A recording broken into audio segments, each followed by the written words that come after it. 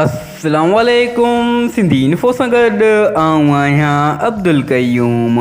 हिन वीडियो में किफ़ायत शहरी ऐं बचत ते ॻाल्हाईंदासीं त पैसे खे कीअं बचाइजे। वीडियो इंट्रस्टिंग आहे, इन मां तव्हांखे सिख्या मिलंदी। चैनल खे सब्सक्राइब कंदा ऐं घंटी जे निशान खे ज़रूरु क्लिक कजो। अचो त हलूं था वीडियो जी तरफ़।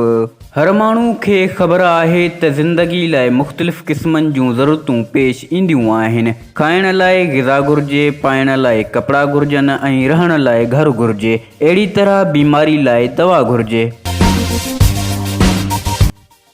इन्हनि मां हिक बि पूरी न थींदी जेकॾहिं तव्हां वटि पैसो न हूंदो। सभ खां पहिरियां पैसो जोड़ण जी कोशिशि करियो। इन लाइ को माण्हू कारोबार कंदो आहे, को नौकरी कंदो आहे ऐं को मज़दूरी कंदो आहे। पैसो घर वेठे कोन जुड़ंदो आहे। हिक इंसान जी ज़िंदगी फ़क़ति उन जी ज़ात ताईं महदूद न थी रहे, पर उन खां वधीक ॿियनि इंसाननि जी ज़िंदगी बि उन जी ज़ात सां वाबस्ता रहे थी। जीअं माउ पीउ, भेण भाउ, ज़ाल ऐं ॿारनि जी परवरिश इख़्लाक़नि तोड़े शरई उन ते वाजिबु आहे।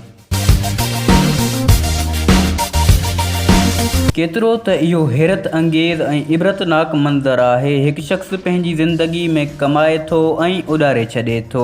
को अयाशी में ख़र्च करे थो ऐं को अजाई रस्मनि ऐं रवाजनि में ख़र्च करे थो, पर पंहिंजे लाॻापे वारे इंसाननि लाइ नथो सोचे। उहो शख़्स पंहिंजी बेवा औरत ऐं नंढनि बचनि खे अहिड़ी बेकसी ऐं बेवसी जी हालत में छॾे वञे जो उहे वीचारा टुकर लाइ मुहताज थी वञनि। हर हिकु माण्हू जो मुंहुं तकीदा रहनि, पर उन्हनि जी को मदद न करे। जेकॾहिं उहो शख़्स फज़ूल ख़र्ची खां परे भॼी पंहिंजे अयाल लाइ कुझु बचत या को सरमायो छॾे वञे हा त पोइ छो दर बदर रुलनि हा। इन लाइ अल्लाह ताला फरमायो, वला तुसरिफ़ू इन्नहू ला युहिब्बुल मुसरिफ़ीन, यानी अजायो ख़र्च न करियो। दोस्तो, घणनि माण्हुनि जी इहा ग़लती आहे त चवंदा आहिनि त असां थोरी आमदनी वारा आहियूं, असां छा बचायूं। हिते ॻाल्हि बचत जी हली रही आहे, आमदनी जी न।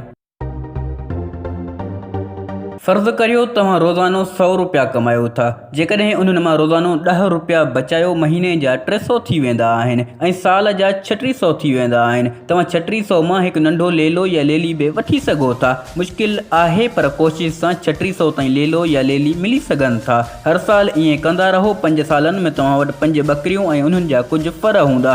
इहो सभु कमाल तव्हांजे 10 रुपयनि जी बचत जो आहे। तव्हां बचत करणु सिखो, भले 10 रुपयनि जी हुजे या 10 लखनि जी। बचत आहे। किफ़ायत शाइरी ऐं बचत वसीले इंसान पंहिंजी ज़िंदगी मां मुतमिन थी वेंदो आहे। पोइ कहिड़ी बि ग़रीबी हुजे या अमीरी, इंसान पंहिंजी ज़िंदगी मां ख़ुशि रहे थो। दोस्तो, उम्मीद आहे असांजो ही नंढड़ो पैगाम तव्हांखे पसंदि आयो हूंदो। वधीक दिलचस्प वीडियोज़ लाइ चैनल खे सब्सक्राइब कंदा ऐं घंटी जे निशान खे ज़रूरु क्लिक कजो। मिलंदासीं अगली वीडियो में। अल्लाह हाफ़िज़।